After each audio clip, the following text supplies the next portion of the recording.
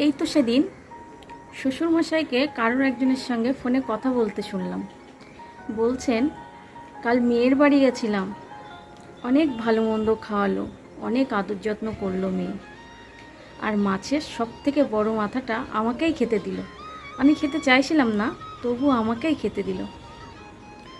ফোনের ওপার থেকে কী আওয়াজ আসছে সেটা ঠিক জানি না, তবে এপার থেকে আওয়াজটা হচ্ছে, হ্যাঁ সত্যিই মেয়ে আমাকে খুব ভালোবাসে, আমাকে খুব বোঝে, আরও অনেক কথাগুলো শুনে আমি এটা বুঝলাম যে শ্বশুরমশাই মাছের মাথা খেতে খুব ভালোবাসে।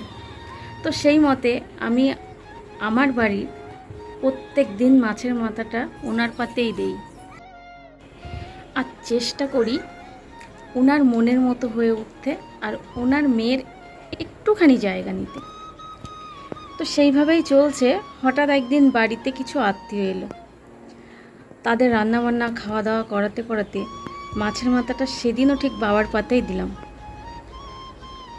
তো সেখানে যারা ছিলেন তাদের মধ্যে একজন বলে উঠলেন যে তোমার বৌমাও তোমাকে খুব ভালোবাসে, মাছের মাথাটা তোমাকেই দিল, তোমার অনেক ভাগ্য। যাই হোক, এমন বলাতে উত্তরটা এলো, মাছের মাথা ওরা কেউ খায় না, তাই আমাকে দেয়।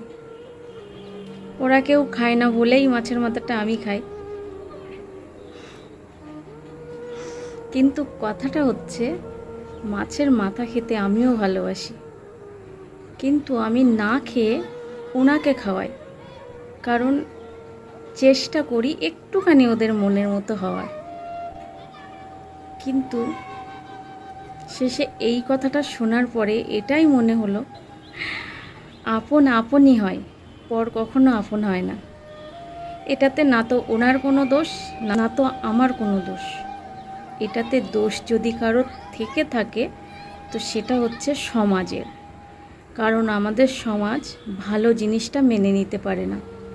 আমাদের সমাজ সব সময় এটাই শেখায়, পরের বাড়ির মেয়ে কখনো নিজের মেয়ের জায়গা নিতে পারে না, পরের বাড়ির মেয়ে কখনো নিজের সন্তানের মতো ভালোবাসতে পারে না, পরের বাড়ির মেয়ে কখনো নিজের মেয়ে হয়ে উঠতে পারে না।